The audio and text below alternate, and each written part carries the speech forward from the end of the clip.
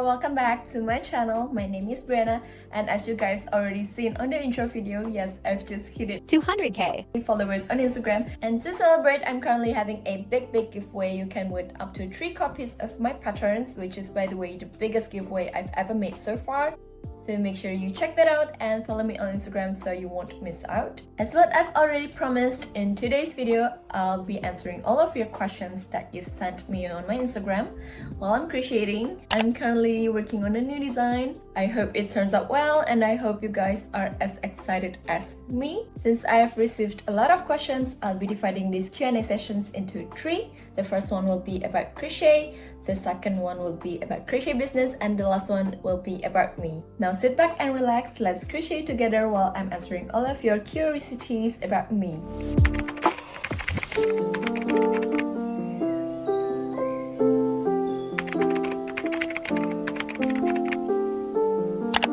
First question, when did you start crocheting? Was it difficult at first? I started learning how to crochet back in 2018. I seen one of my sister's friend make cute crochet keychains, and I thought that it was very cool that you can make your own stuff. I initially tried to read a written pattern, but obviously I failed on my first attempt. So I started searching up on YouTube and try to follow YouTube videos, and that's when I finally managed to finish my first crochet doll. This is my first ever finished crochet dolls. Look at this cute little panda. I really love panda, so I decided to make panda as my first crochet. His eyes is too big definitely, and he's a little bit wonky, but I will cherish him forever. He's so cute. I'll put the link in the description box below if I ever found the tutorial video for this little guy. If you ask me if it's difficult at first to crochet, I think learning something new is always challenging, right? But if you decided to push through and don't give up, just keep learning, I think you'll get to manage it in no time. Next question, how did you first learn crocheting clothes? So back in the pandemic era, I was a little bored with crocheting dolls, and I kind of have a lot of spare time, so I decided to do some research on crochet clothes. My first crochet clothes was this top that I made by following For the Frills free pattern and tutorial. This definitely looks wonky, but remember guys, again, practice makes perfect. Now I love to crochet clothes more than dolls just because wearing what I make makes me feel super happy. Next question, when crocheting, do you tend to get any pain? How do you manage it? I'm not necessarily always in pain, but when I'm crocheting non-stop, my fingers, my back, my neck tend to feel sore, and the best thing to do when you start feeling sore is to take a rest. Okay guys, remember to take some rest. And I tend to do some stretching like this, like so, and like maybe cracking my fingers. Not really recommended to do so, but I really love cracking my fingers. And I'm currently using the OC Neutron as my working chair. It's a gaming massage chair. I bought it not long ago to replace my 9-year-old chair, which cracks my back a lot. This chair actually. Look at how hard this is. It's quite pricey, but I highly recommend that if you have the budget and if your job requires you to sit non-stop like mine. It helps my back pain a lot. I highly recommend it. We have a visitor, guys. We have a visitor. People accompany me here. Okay, next question. Where do you usually buy your yarns? What yarn is your favorite? I usually buy my hand-dyed yarns at Pocomi and Lanka Skeins. They have a lot of gorgeous color yarn and the quality is very nice. As for solid colored yarns, I bought mine at Pocomi, Pomni Crafts, and also Gudang Benang. For those who doesn't know, you have to buy the whole coin from Gudang Benang, but the price is very affordable, so I highly recommend shopping there. And for imported yarns, I usually bought mine at Knit and Crow and Yarn Island. As for my favorite yarns, I really love sport weight cotton or cotton blend yarns. I think they are really suitable for humid climate in my country. As for the sport weight, I really love the dainty textures. It's not too thick nor thin. I also recently love the drop skid silk. It's a mohair type of yarn, but since I have like allergy, I have to use face mask when crocheting with it since the fuzz is flying around and make my skin itch so bad. Although the yarn is very gorgeous, but I still love cotton the most. Next question, tips for those who want to start designing. How do you make your patterns unique? Okay, I received these questions a lot and I'm going to spill it today to you guys. Well, my best advice is for you to experiment with different types of stitches, different types of garments by following others' patterns first. When you became more familiar with different types of stitches, constructions, fits, you can try practice freehanding your own design. When you have a design in mind, first things first, sketch. Okay, sketch your design, draw what you want the design to look like. You don't need to be very good at drawing. You just need to be able to draw lines. At least you have the big picture of what you want your design to look like later. After sketching, I usually go with construction planning. So I plan how I want my piece to be constructed, and after that we're going to the trial error process. I usually keep doing trial and errors for the stitches that I want. Like, there are a lot of beautiful stitches, but not all stitches can be used for the certain constructions. It doesn't always work out, so you have to do trial and errors for the stitch itself before going into the big piece, if you get what I mean. And after I found the perfect stitch for my piece, I started doing freehand for the design that I wanted. This is a big tip for y'all if you want to turn the design into a written pattern. Draft your pattern as you go. I usually write the draft in a very messy manner. It doesn't matter. It's a type of note that only me myself that can understand when I read that. As long as you write every single note that you needed for the pattern later, you're all good. After I'm satisfied with the prototype, I usually draft the pattern into a neater version, like making some layouts and writing it into a version that people will read later. Then I highly suggest you to make another prototype to make sure all of your formula works.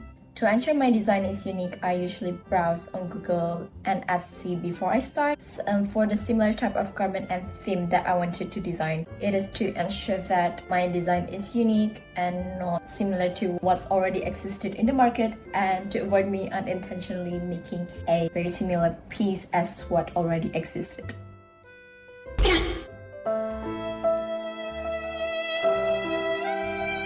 Next question, what's your inspo when making a pattern? Okay, so I'd say there's a lot of things in the real world that inspires me. For example, textures and patterns on walls, on little ornaments. I really got inspired a lot with that. Like, sometimes I think, oh, how cool if I can make a crochet that looks like this or that pattern. And as for my designs, I usually design as per what I will use in real life. So I always design my patterns with a close back construction, and just like any other person will do, I browse Pinterest for hours when I'm looking for inspiration. My tip for you to save your time when looking for inspiration and just to be more niche is for you to decide first what type of garments and theme that you want to design. For example, when I'm designing Odat, I have a ballet core top in mind. I want to make something ballet core. I'll search all things ballet core on Pinterest. So ballet core top, ballet core outfit, ballet core this, that, everything ballet core. And if you ever purchase my written patterns, you'll notice that I usually match the pattern layout to the theme, just to be more extra, you know. And just a heads up, when you're looking for inspo on Pinterest, I don't really suggest you to make an exact crochet version of a non-crocheted piece, because we never know who is the designer behind that non-crocheted piece, right? My suggestion is for you to make a mood board of several pieces that you like, and you can try to sketch your design from there. I'm going to break it down for you all from the questions before this and this question. So if you want to make your own design, first plan what type of garments and what theme you want to make. Second is sketching. Third is construction planning. The fourth one will be trial and errors, the stitch and everything. And the last one will be prototype making and drafting your patterns. If you're currently trying to make your own design, I hope this helps and I wish you best of luck. Next question, how did you learn to create your own pattern? Well, basically I self-taught myself, and I think most of crochet designers also self-taught themselves, but I do learn a lot from other designers by participating in pattern tests. Next question, whose crochet video you usually take inspiration from when you were a beginner? I'm not a video person. I prefer to follow written patterns since I usually crochet while watching something. But I will recommend Photo Frills and TCD DIY for crochet clothes. As for bag, I really love Korean bags, so I go for Adult Crochet and Mongchi. Next question, how do you start to get more engagement in your crochet account? Have you ever used IG ads or digital marketing? For those who doesn't know, I had my account for 5 years now and was stuck at low engagement for the first few years since I was very inactive. And when I finally graduated, I had the time to make contents and to make more patterns, and that's when my engagement started to rise up, which I'm really thankful for. If you're asking for a growth tip, my best tip is to be active and post consistently. Also, don't forget to engage with people in the community. And if you're wondering where to find your own crochet friends, I highly suggest you to build your profile, post good pictures of your works, and try to apply for pattern tests. As for IG ads, I did use a very low amount of IG ads until my third pattern release. I think I use it every release for like a day, but I only use 50k rupees, which is around $3 since I was low on budget. And obviously it's not working, so I stopped using it and rely more on Reels. So I never use ads anymore. I think it's been 2 years since the last time I used it. I solely depends on Reels. I think a viral Reels give you the best impact for your profile growth. Next question, how much time in average does it take to create a pattern? It might be different for every pattern, but I usually take up to 2 to 3 months to finalize a pattern. So the prototyping and the pattern writing usually take a month or even more. As for pattern testing, I usually gave my testers about 4 to 6 weeks depending on the difficulty of the pattern itself. Next question, I'm not sure how to differentiate yarns like sport, DK, etc. It's not written in the labels. Depending on the brands, but usually yarn do have yarn labels and it shows you its category, the length, the weight, the yarn composition, and also the yarn care. So for example, here I have the Kinko Beaches DK, and this is the yarn label. It has the information on what fiber this is, the length, the weight, and also the yarn care. It also shows you what size of knitting needle if you want to knit with this, and the gauge. And here's the information of the lot number. If you have 2 yarns with the same lot number, it means they are colored in the same batch, which makes the color more similar. I unfortunately purchased 2 balls with different lot numbers, so as you guys can see, this is more vibrant while this is more pastel. So if you guys want to make a project with the same color, make sure you guys bought yarns from the same lot number.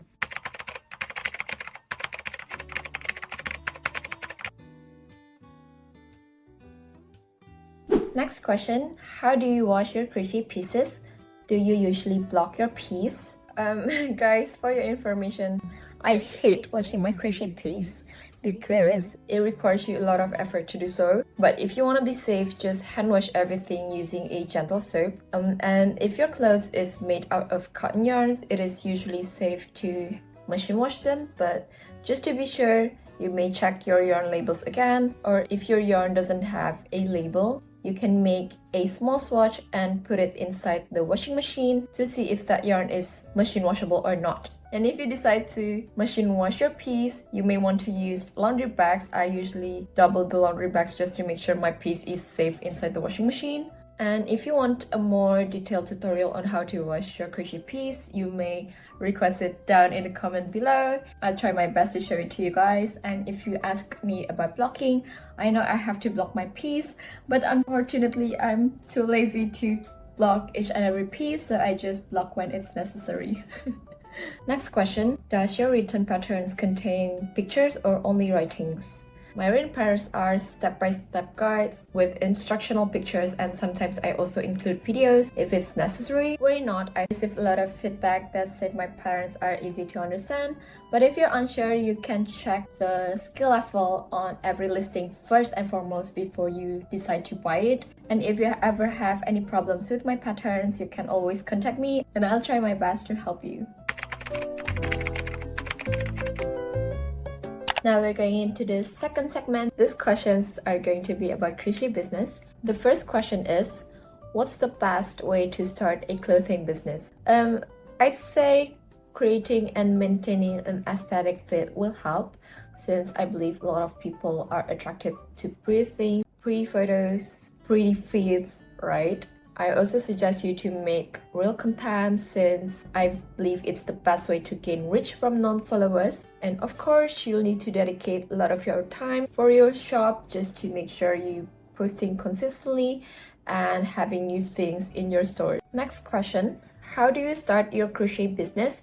Is it hard to make your own brand? I start my account as an amigurumi account, and I start selling dolls to my relatives and friends. I was very happy whenever I received order from strangers because it feels like a big achievement for a high school kid. I don't have any money to buy IG ads at the time, and I don't think Reels existed yet, so I feel like it's very hard to promote myself. Then I was occupied with my uni, so I was very inactive and rarely take orders. And when the pandemic hits, I started making crochet clothes. I did sell a few, but I do not take custom orders anymore since I was insecure like whether the piece will fit the person or not, and I was occupied with doing crochet patterns. If you asked me, of course, it's hard to build a brand and giving your brand an identity, but I feel like it's manageable as long as you're committed to it. Next question, would you mind sharing some details on how you were able to do crochet as your full-time job? Okay, so as I already said, I originally sell physical crochet dolls, but it didn't go so well since I was occupied with uni. Long short story, I got into crochet clothing, tested patterns for other designers, and start writing my own patterns in early 2022 if I'm not mistaken. I thought writing pattern is super fun, and seeing other people wearing my designs always makes my day. So I continue writing patterns and releasing patterns very frequently on my first year. I'm really thankful that a lot of people seems to like my patterns, so I gained a quite stable income from this. So after I graduated from uni, I decided to become a full-time pattern designer. Next question, what are the rules and admin fees on Ko-fi and Etsy for selling patterns? Does Etsy or Ko-fi is better to sell crochet items? I think this is a very good question because I questioned this a lot back then when I wanted to start selling patterns. For Ko-fi, there's an 11% admin and PayPal fee. However, if you subscribe to Ko-fi Gold, which costs $6 per month, you'll be free of the Ko-fi fee. There will still be an approximately 6% PayPal fee if I'm not mistaken though. There are a lot of fees on Etsy, so I'm going to break it down for you guys. For Etsy, there's a 20 cents USD fee per listing, so every time you renew a listing, 20 cents will be deducted from your sales. There's also a 6% transaction fee, along with a 4.5% order processing fee, plus 7,000 rupiah. Additionally, there is a VAT on seller fees. But the good news is that they have a 4% share and save refund, so you'll get a refund every time someone makes a purchase from your share and save link. And yeah, there's a lot of fees on Etsy, but I do think their platform is great since it is SEO based, so people that is not your followers on Instagram can also be your customers. But yeah, that's why designers usually put their price higher on Etsy since there's a lot of fee rather than on Ko-fi.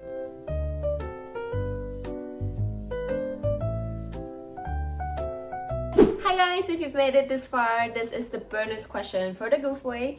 Please do not disclose the question in the comment section. You can simply answer with a number and your IG handle. And make sure you followed all the rules. You can check it on the pinned comment. And I wish you good luck. We have finally arrived into our last segment. This segment is the questions that is more personal, so you can get to know me better as a person. The first question is, what's your education background? Is it related to design? I'd say yes, it is related to design, but no, it is far from fashion design. For those who doesn't know, I'm a Bachelor of Architecture. I just graduated recently back in November 2023. Next question, is crocheting your full-time job? Will you continue to work as a full-time crocheter or will you use your degree one day? Yes, it is, and I'm not sure yet if I'm going to use my degree for a full-time job, but I don't think I will anytime soon. The reason is because I don't feel like I'm that passionate when doing architecture works. I might try this and that in the future, I don't know yet. This is something that I overthink a lot and kind of stress me out. Like I think most people do stress a lot when they're thinking about their future. But as for now, I decided to work as a full-time crochet designer, and I hope I can always make gorgeous designs for y'all to enjoy. Next question, what's your height? I'm actually quite short in my family. I'm only 160 centimeters, and FYI, my mom is 172 centimeters. So slapped. Next question, how old are you? Where are you from? I'm 22 years old and will be turning 23 this year, and I'm from Jakarta, Indonesia. Next question, your favorite color combo? I'd say it's obvious by now, but my favorite color since I was young is green, and my favorite color combo is pink green or sage beige. Next question, what's your favorite thing to do on rainy day that's not crocheting? I love binging movies or playing cozy games, but mostly playing cozy games. I grew up playing Rune Factory, Harvest Moon, Pokemon. I really love Rune Factory series. I really recommended the Rune Factory 3 and 4. And as for now, I'm currently playing Rune Factory 5 on Switch and Pokemon Scarlet on Switch. Do you guys also play any games when you want to chill out? If you guys have any games recommendation, do let me know in the comment below. Next question. Which crochet piece do you like the most? I really love, again, my Odette top because it really suits my aesthetic and I design it with a lot of aspects that I like in the clothing, such as the thumb hole cuff and the layering look. It goes so well with any occasion. I also love my willow pullover. The pattern is by Lizard and Hook. I received a lot of compliments when I posted about it. And I also love the Bailey polo because of how versatile it is. It is easy to mix and match, and I can be tweeny with my fur babies when I wore my Bailey. And my latest favorite mix is the Camellia sweater by Ayamlanka. Next question, how old is your dog? Soju will turn 9 this year, Moon will turn 7 this year, Kimchi is 2, Luna is 1. I also have Kimchi's puppies that is 2 months old. Next question, your favorite ice cream flavor? First one will be matcha, the second one will be macadamia nut, and the last one is mint choco. Please don't get mad at me. I know there's a lot of people who don't like mint choco, but I do love it. Next question, I'm curious about your editing. How do you do it? I edit all of my stuffs on CapCut. I use the mobile version for my reel, and I use the PC version for my YouTube videos. Next question, how long do you think you'll crochet for? Have you taught anyone to crochet? I couldn't answer for sure, but I do wish that I can crochet for a very long time, since crochet has already been a part of my life, and I feel like it is a life-changing decision for me to learn how to crochet. And as for teaching other people, I've taught my mom and my sis, but both of them failed. Maybe I'm just not good at teaching people from scratch, okay? Next question, what kind of music do you like? Fun fact, my friends always say the music that I played in my car makes them feel sleepy. But I do love music that calms me, like cozy musics. I love to listen to Shafi, Gareth T, Grant Perez, and Jay Apanai. I'm not sure how to pronounce his name, sorry. I also listen to K-pops. I'm currently in love with Kiss of Life. I also love Idol, aespa, IVE, Yeah, well, basically K-pops.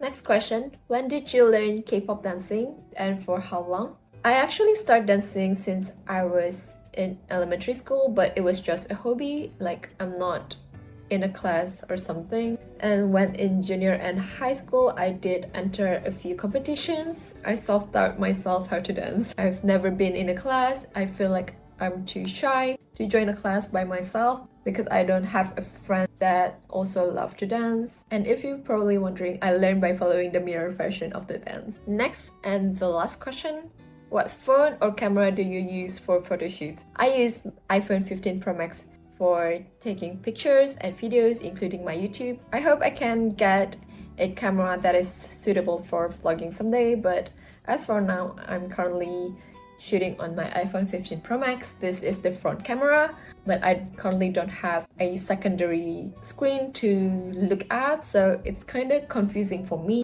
I'm so sorry if this is a mirrored version and if I frequently not looking at the camera because I'm not used to taking videos and I don't really know where to look, but I'm going to work on it. Alright, that's all for today's video. I hope you guys enjoyed and I hope I've answered most of your questions. I'm so sorry if I missed any questions since this video is already quite lengthy, but don't hesitate to leave a comment down below if you still have any. Don't forget to join the giveaway before it ends and let me know if you want more crochet with me session. Don't forget to like this video and subscribe to my channel and I'll see you guys in my next one.